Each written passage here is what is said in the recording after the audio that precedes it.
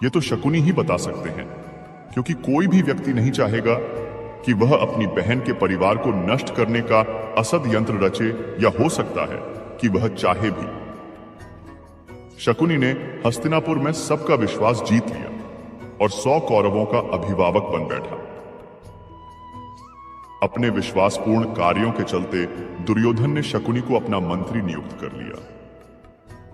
सर्वप्रथम उसने गांधारी व धृतराष्ट्र को अपने वश में करके धृतराष्ट्र के भाई पांडु के विरुद्ध षड्यंत्र रचने और राज सिंहासन पर धृतराष्ट्र का आधिपत्य जमाने को कहा। फिर धीरे धीरे शकुनी ने दुर्योधन को अपनी बुद्धि के मोहपाश में बांध लिया। शकुनी ने न केवल दुर्योधन को युधिष्ठिर के खिलाफ भड़काया, बल्कि महाभारत के युद्ध की नींव भी रखी। शकुनी की जब यह चाल किसी भी कारण से सफल रही हो, उसका सम्मान और बढ़ गया। गांधारी अपने भाई की चाल को समझती थी और वह अपने पुत्र को बुराइयों से दूर रहने का कहती थी, लेकिन उसकी नहीं चलती थी। पति, भाई और पुत्र के बीच गांधारी विवश थी। यह बहुत कम लोगों को मालूम होगा कि शकुनी के पास जुआ खेलने के लिए जो पासे होते थे, वह उसके मृत पिता के रीढ़ की हड्डी के थे। अपने पिता की मृत्यु के पश्चात शकुनी ने उनकी कुछ हड्डियां अपने पास रख ली थी। शकुनी जुआ खेलने में पारंगत था और उसने कौरवों में भी जुए के प्रति मोह जगा दिया था। कुरुक्षेत्र के युद्ध में शकुनी ने दुर्योधन का साथ दिया था। शकुनी जितनी नफरत कौरवों से करता था, उतनी ही पांडवों से, क्योंकि उसे दोनों की ओर से दुख मिला था। पांडवों को शकुनी ने अनेक कष्ट दिए। भीम ने इसे अनेक अवसरों पर परेशान किया। महाभारत युद्ध में सहदेव ने शकुनी का इसके पुत्र सहित वध कर दिया। एक बार दुष्ट दुर्योधन ने शकुनी मामा के कहने पर भीम को जहर देने की योजना बनाई। सभी को गंगा के तट पर प्रणाम कोटि स्थान में जलक्रीड़ा करने और उत्सव मनाने के लिए एकत्रित किया, और दुर्योधन की योजना अनुसार चुपके से भीमसेन के भोजन में विष मिला दिया गया। फिर निश्चेष्ट भीम को गंगा के ऊंचे तट से जल में ढकेल दिया गया है। अन्य पांडवों को इसका पता भी नहीं होता है। भीम को जल में उनके नाना आर्यक उसे वासुकी नाग के पास ले जाते हैं। वासुकी अपनी विद्या से भीम को जिंदा कर देता है और उसमें सहस्रों हाथियों का बल भर देता है। शकुनी की योजना अनुसार 5 पांडवों को वारणावत भेज दिया जाता है, जहां लाक्षागृह में आग लगाकर पांडवों को जिंदा जलाकर मारने की योजना बनाई गई थी। लेकिन ऐन वक्त पर महात्मा विदुर ने पांडवों को गुप्त संदेश भिजवाया और शकुनी की चाल का खुलासा हुआ। तब 5 पांडवों ने विदुर के एक विश्वास पात्र से सुरंग खुदवाई और उसी सुरंग के माध्यम से वे लाक्षागृह से बाहर निकलकर गंगा पार जंगल में चले गए। इधर हस्तिनापुर में खबर फैला दी गई कि पांडव लाक्षागृह की दुर्घटना में मारे गए हैं। लेकिन कुछ काल के बाद विदुर जी ही पांडवों को हस्तिनापुर लेकर आए और फिर उनको इंद्रप्रस्थ का राज्य दिया गया। जब युधिष्ठिर को इंद्रप्रस्थ का राज्य मिला, तो उन्होंने अपने राज्य के विस्तार के लिए राजसूय यज्ञ किया। इस यज्ञ के चलते उनके राज्य का विस्तार होता गया और उनकी शक्ति बढ़ती गई। इस बढ़ती शक्ति से चिंतित होकर ही शकुनी ने दुर्योधन के साथ मिलकर कपट की नई योजना बनाई। उसने चौसर अथवा जुए के खेल का आयोजन करवाया। लेकिन पांडव यह नहीं जानते थे कि शकुनी के पास से केवल उसी के इशारे पर चलते हैं। इस खेल में पांडवों व द्रौपदी का अपमान ही कुरुक्षेत्र के युद्ध का सबसे बड़ा कारण साबित हुआ। इस हार के बाद पांडवों को 13 वर्ष वनवास में ही रहना पड़ा। तो दोस्तों, इस प्रकार तभी कहते हैं, यह अनार 100 बीमार। संगत अच्छे से अच्छे मनुष्य को भी खराब कर देती है। कहते हैं कि अधूरा ज्ञान सबसे खतरनाक होता है। इस बात का उदाहरण है अभिमन्यु। अभिमन्यु बहुत ही वीर और बहादुर योद्धा था, लेकिन उसकी मृत्यु जिस परिस्थिति में हुई, उसके बारे में सभी जानते हैं। मुसीबत के समय यह अधूरा ज्ञान किसी भी काम का नहीं रहता है। आप अपने ज्ञान में पारंगत बने। किसी एक विषय में तो दक्षता हासिल होना ही चाहिए। महाभारत में ऐसे कई मित्र थे जिन्होंने अपनी ही सेना के साथ विश्वासघात किया। ऐसे भी कई लोग थे जो ऐन वक्त पर पाला बदलकर कौरवों या पांडवों के साथ चले गए। शल्य और युयुत्सु इसके उदाहरण हैं। इसीलिए कहते हैं कि कई बार दोस्त के भेष में दुश्मन हमारे साथ आ जाते हैं और हमसे कई तरह के राज लेते रहते हैं। कुछ ऐसे भी दोस्त होते हैं जो दोनों तरफ होते हैं, जैसे कौरवों का साथ दे रहे भीष्म, द्रोण और विदुर ने अंततः युद्ध में पांडवों का ही साथ दिया। महाभारत का युद्ध नहीं होता यदि कुछ लोग अपने वचनों पर संयम रख लेते। जैसे द्रौपदी यदि दुर्योधन को अंधे का पुत्र भी अंधा नहीं कहती तो महाभारत नहीं होती। शिशुपाल और शकुनी हमेशा चुभने वाली बातें ही करते थे, लेकिन उनका हश्र क्या हुआ यह सभी जानते हैं। सबक यह कि कुछ भी बोलने से पहले हमें यह सोच लेना चाहिए कि इसका आपके जीवन, परिवार या राष्ट्र पर क्या असर होगा। शकुनी ने पांडवों को फंसाने के लिए जुए का आयोजन किया था, जिसके चलते पांडवों ने अपना सब कुछ दांव पर लगा दिया था। अंत में उन्होंने द्रौपदी को भी दांव पर लगा दिया था। यह बात सभी जानते हैं कि फिर क्या हुआ। अतः जुए, सट्टे, षड्यंत्र से हमेशा दूर रहो। ये चीजें मनुष्य का जीवन अंधकारमय बना देती हैं। कौरवों की सेना पांडवों की सेना से कहीं ज्यादा शक्तिशाली थी। एक से एक योद्धा और ज्ञानीजन कौरवों का साथ दे रहे थे। पांडवों की सेना में ऐसे वीर योद्धा नहीं थे। कहते हैं कि विजय उसकी नहीं होती जहां लोग ज्यादा हैं, ज्यादा धनवान हैं या बड़े पदाधिकारी हैं। विजय हमेशा उसकी होती है जहां ईश्वर है, और ईश्वर हमेशा वही है जहां सत्य है। इसलिए सत्य का साथ कभी न छोड़े। अंततः सत्य की ही जीत होती है। सत्य के लिए जो करना पड़े करो। जिंदगी एक उत्सव है, संघर्ष नहीं। लेकिन जीवन के कुछ मोर्चों पर व्यक्ति को लड़ने के लिए हमेशा तैयार रहना चाहिए। जो व्यक्ति लड़ना नहीं जानता, युद्ध उसी पर थोपा जाएगा या उसको सबसे पहले मारा जाएगा। महाभारत में पांडवों को यह बात श्री कृष्ण ने अच्छे से सिखाई थी। पांडव अपने बंधु बांधवों से लड़ना नहीं चाहते थे, लेकिन श्री कृष्ण ने समझाया कि जब किसी मसले का हल शांतिपूर्ण तरीके से नहीं होता तो फिर युद्ध ही एकमात्र विकल्प बन जाता है। कायर लोग युद्ध से पीछे हटते हैं। युद्ध भूमि पर पहुंचने के बाद भी अर्जुन युद्ध नहीं करना चाहता था। तब भगवान श्री कृष्ण ने उससे कहा कि न कोई मरता है और न कोई मारता है, सभी निमित्त मात्र है। आत्मा अजर और अमर है, इसलिए मरने या मारने से क्या डरना। जीवन में हमेशा दानी, उदार और दयालु होने से काम नहीं चलता। महाभारत में जिस तरह से कर्ण की जिंदगी में उतार चढ़ाव आए, उससे यही सीख मिलती है कि इस क्रूर दुनिया में अपना अस्तित्व बनाए रखना कितना मुश्किल होता है। इसलिए समय के हिसाब से बदलना जरूरी होता है, लेकिन वह बदलाव ही उचित है जिसमें सभी का हित हो। कर्ण ने खुद को बदलकर अपने जीवन के लक्ष्य तो हासिल कर लिया, लेकिन वे फिर भी महान नहीं बन सके, क्योंकि उन्होंने अपनी शिक्षा का उपयोग समाज से बदला लेने की भावना से किया। बदले की भावना से किया गया कोई भी कार्य आपके समाज का हित नहीं कर सकता। समाज ने एक महान योद्धा कर्ण को तिरस्कृत किया था, जो समाज को बहुत कुछ दे सकता था, लेकिन समाज ने उसकी कद्र नहीं की, क्योंकि उसमें समाज को मिटाने की भावना थी। कर्ण के लिए शिक्षा का उद्देश्य समाज की सेवा करना नहीं था, अपितु वो अपने सामर्थ्य को आधार बनाकर समाज से अपने अपमान का बदला लेना चाहता था। समाज और कर्ण दोनों को ही अपने अपने द्वारा किए गए अपराध के लिए दंड मिला है और आज भी मिल रहा है। कर्ण यदि यह समझता कि समाज व्यक्तियों का एक जोड़ मात्र है जिसे हम लोगों ने ही बनाया है, तो संभवतः वह समाज को बदलने का प्रयास करता, न कि समाज के प्रति घृणा करता। ईमानदार और बिना शर्त समर्थन देने वाले दोस्त भी आपका जीवन बदल सकते हैं। पांडवों के पास भगवान श्री कृष्ण थे, तो कौरवों के पास महान योद्धा कर्ण थे। इन दोनों ने ही दोनों पक्षों को बिना शर्त अपना पूरा साथ और सहयोग दिया था। यदि कर्ण को छल से नहीं मारा जाता तो कौरवों की जीत तय थी। पांडवों ने हमेशा श्री कृष्ण की बातों को ध्यान से सुना और उस पर अमल भी किया, लेकिन दुर्योधन ने कर्ण को सिर्फ एक योद्धा समझकर उसका पांडवों की सेना के खिलाफ इस्तेमाल किया। यदि दुर्योधन कर्ण की बात मानकर कर्ण को घटोत्कच को मारने के लिए दबाव नहीं डालता, तो इंद्र द्वारा दिया गया। जो अमोघ अस्त्र कर्ण के पास था उससे अर्जुन मारा जाता। धृतराष्ट्र अपने पुत्रों को लेकर जरूरत से ज्यादा ही भावुक और आसक्त थे। यही कारण रहा कि उनका एक भी पुत्र उनके वश में नहीं रहा।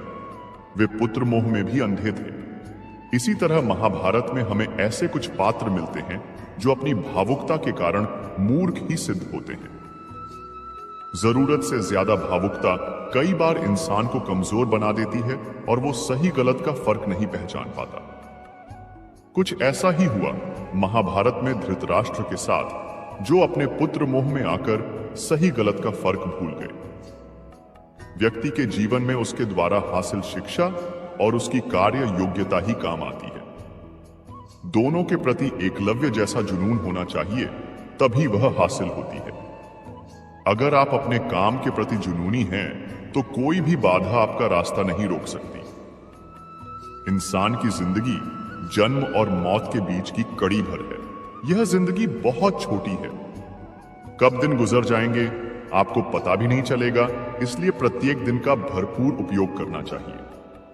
कुछ ऐसे भी कर्म करना चाहिए जो आपके अगले जीवन की तैयारी के हो। ज्यादा से ज्यादा कार्य करो। घर और कार्यालय के अलावा भी ऐसे कार्य करो जिससे आपकी संतानें आपको याद रखें।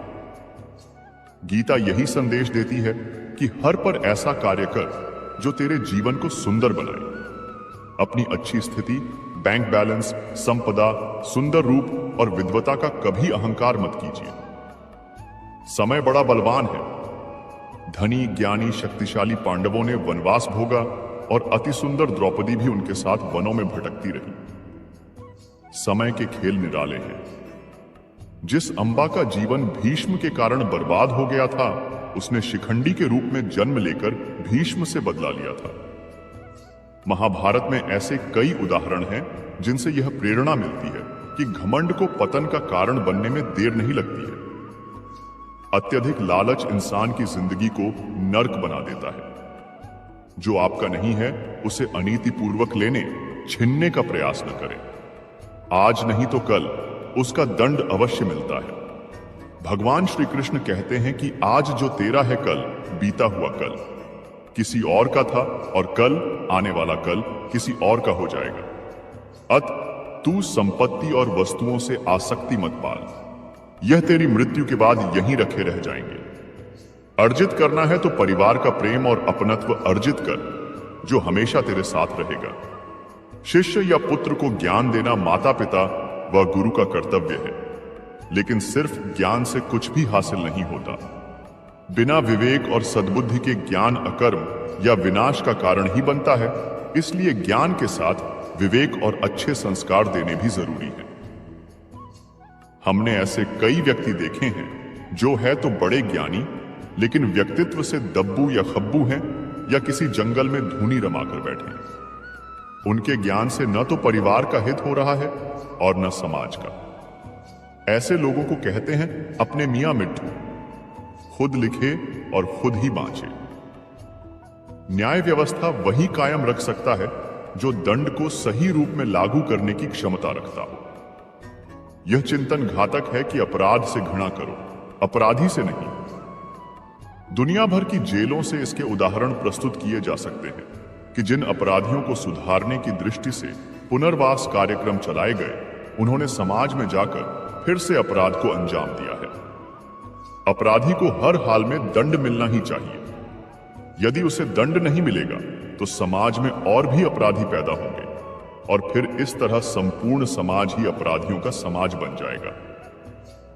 युधिष्ठिर के अहिंसा में उनके विश्वास को देखते हुए युद्ध के बाद भीष्म को उन्हें उपदेश देना पड़ा कि राजधर्म में हमेशा दंड की जरूरत होती है, क्योंकि प्रत्येक समाज में अपराधी तो होंगे ही। दंड न देना सबसे बड़ा अपराध होता है।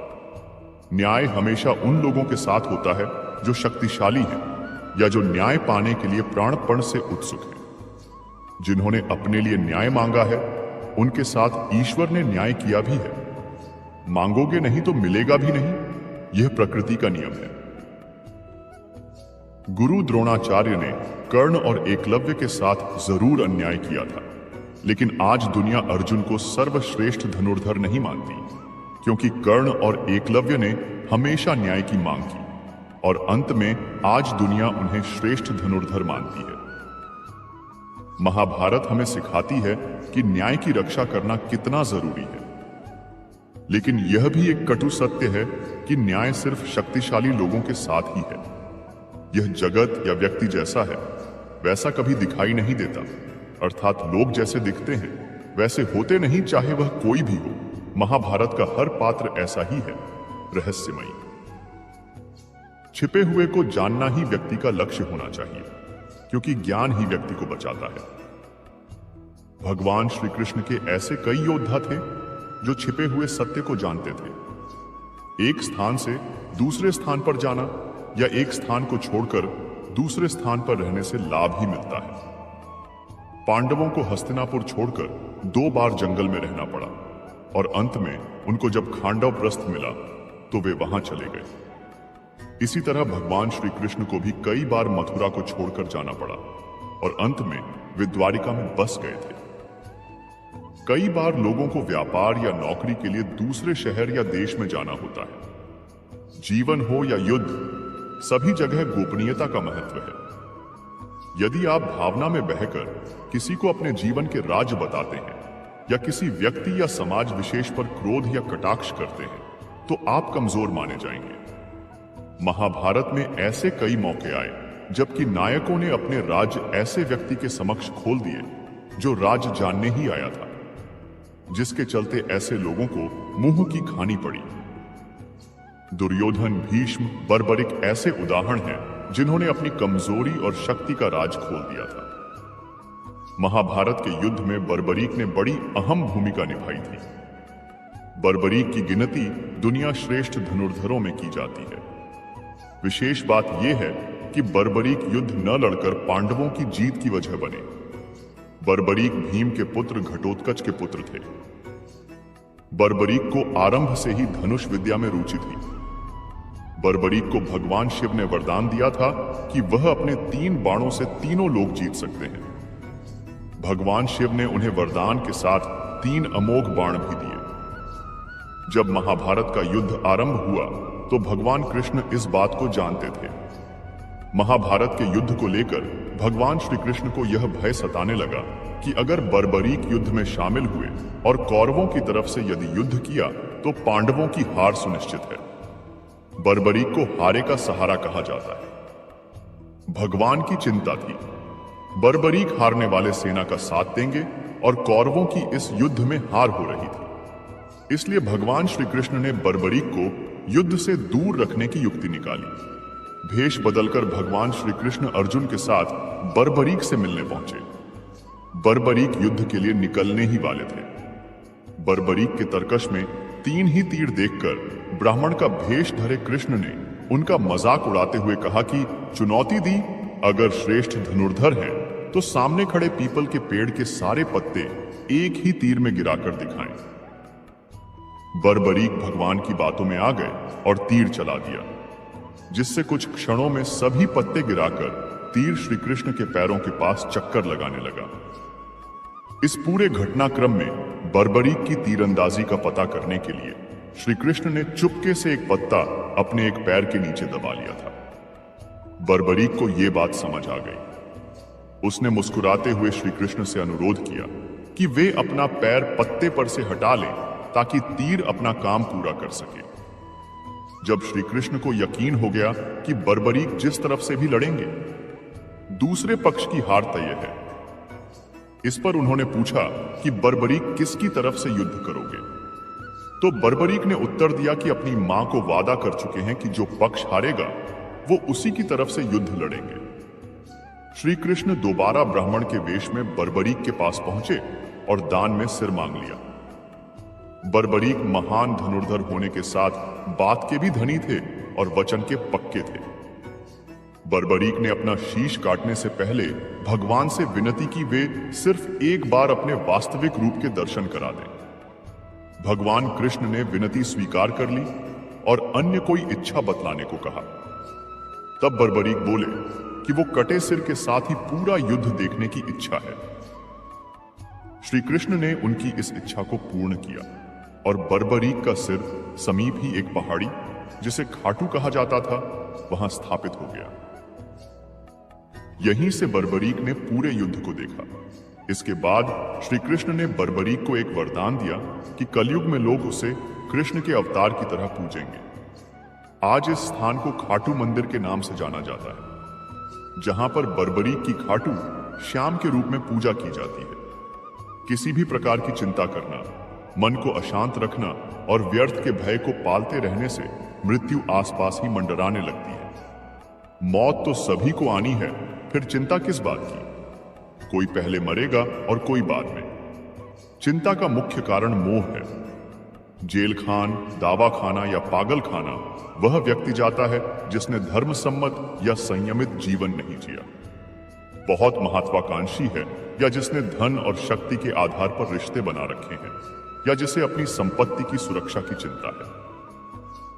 महाभारत को पढ़ने से हमें यही शिक्षा मिलती है कि चिंता मुक्त जीवन सबसे बड़ी दौलत है। इंद्रियां कभी तृप्त नहीं होती। जो इंद्रियों के वश में है उसका पतन निश्चित है। बहुत से लोग आजकल किसी न किसी प्रकार की आदत या नशे के गुलाम हैं। ऐसे लोगों का धीरे धीरे क्षरण होता जाता है। इंद्रिय संयम आता है संकल्प से। महाभारत का हर पात्र संकल्प से बंधा हुआ है। शक्ति का संचय इंद्रियों को वश में करने से ही संभव हो पाता है। कहते हैं कि जो योद्ध या राजा युद्ध के परिणाम की चिंता करता है, वह अपने जीवन और राज्य को खतरे में डाल देता है। परिणाम की चिंता करने वाला कभी भी साहसपूर्वक न तो निर्णय ले पाता है और न ही युद्ध कर पाता है। जीवन के किसी पर मोड़ पर हमारे निर्णय ही हमारा भविष्य तय करते हैं। एक बार निर्णय ले लेने के बाद फिर बदलने का अर्थ यह है कि आपने अच्छे से सोचकर निर्णय नहीं लिया, या आप में निर्णय लेने की क्षमता नहीं है। तो दोस्तों, कैसा लगा आज का यह वीडियो? कमेंट, लाइक, शेयर जरूर करें और कमेंट में जय श्री राधे कृष्णा लिखिए।